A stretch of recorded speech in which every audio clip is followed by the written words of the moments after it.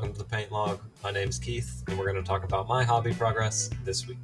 I've been very busy this week with preparation for the Shadow of the Erdtree DLC for Elden Ring that is actually, at time of recording, currently out on PC, but I'm a console player, and so I have to wait until midnight.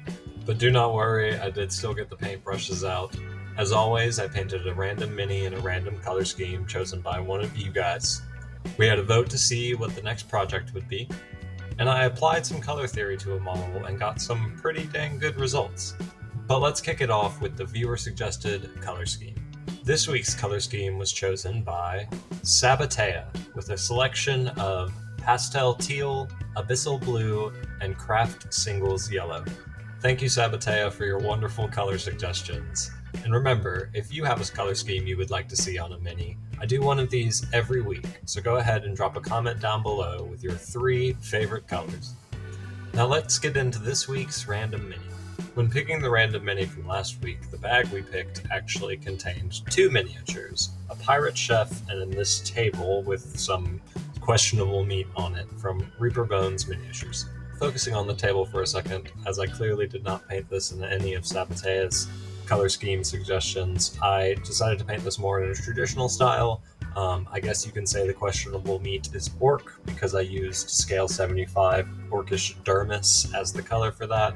The interior is colored bloody-wise with Carroburg Crimson. That's a shade paint from Citadel. Moving on to the part of the model that I actually used the color scheme for.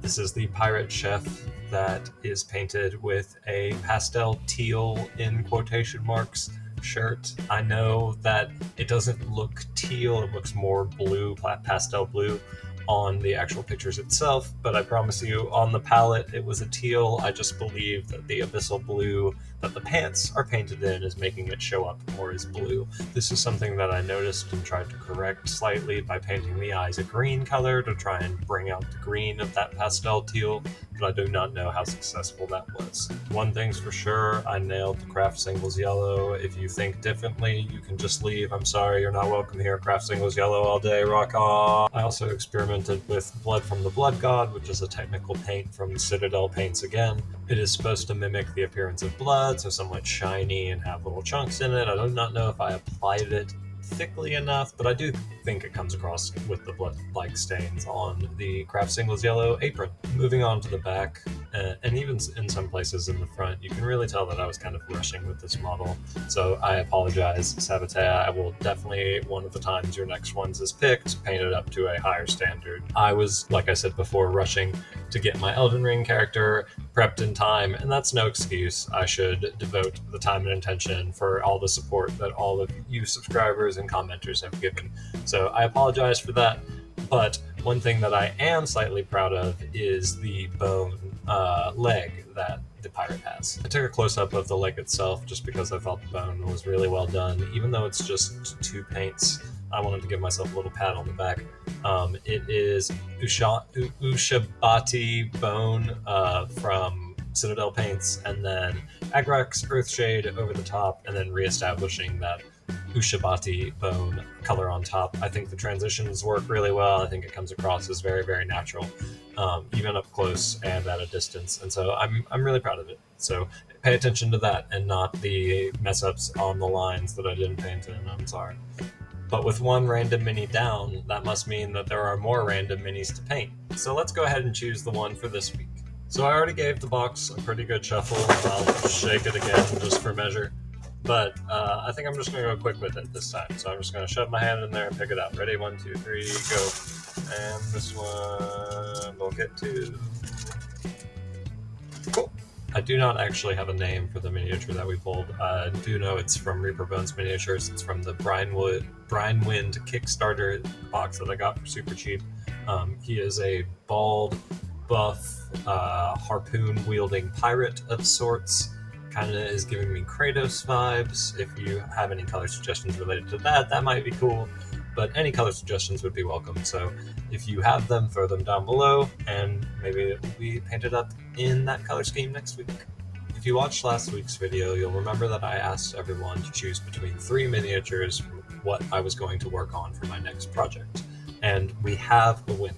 The viewers have spoken, and with 50% of the votes, the winner is the Skink on War Axolotl. So this will be the two models that I will be painting for my next long-term project.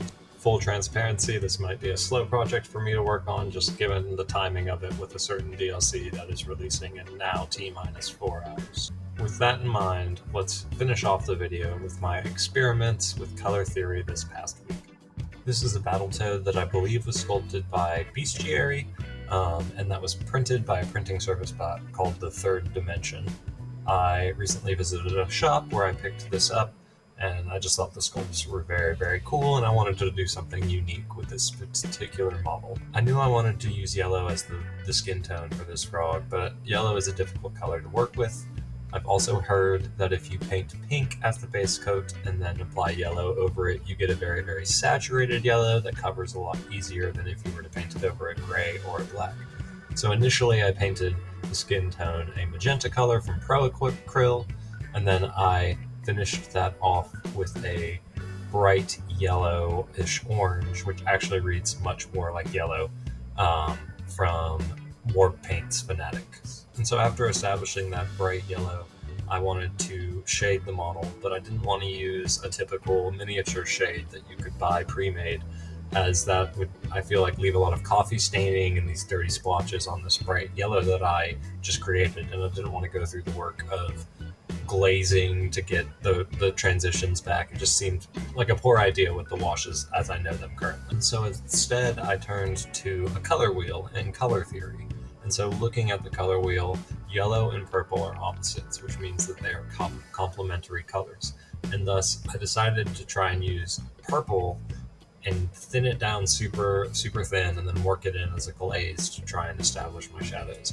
I actually mixed the purple with the same yellow color to try and dull it out, which created, because they're complementary opposites, you created this brown, but a semi-brown, but when I put it on the miniature itself, the yellow blended into the yellow I had already established, and it created this nice purple shadow definition. So I feel like, in particular, the muscle structure is very well defined, and it doesn't come across as too harsh, even though it's the opposite color to the color that I used.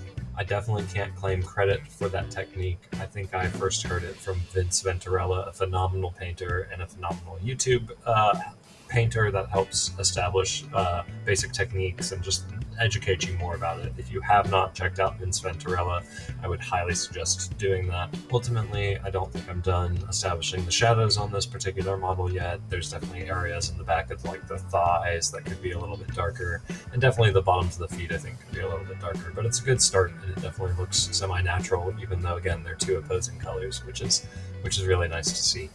But with that, that's all my hobby progress this week. Remember, if you liked what you saw, go ahead and hit that like button. If you want to see more, why not hit the subscribe button? I release a video like this every single week. I really appreciate the time that you've spent with me, and I hope to see you all next time. Bye!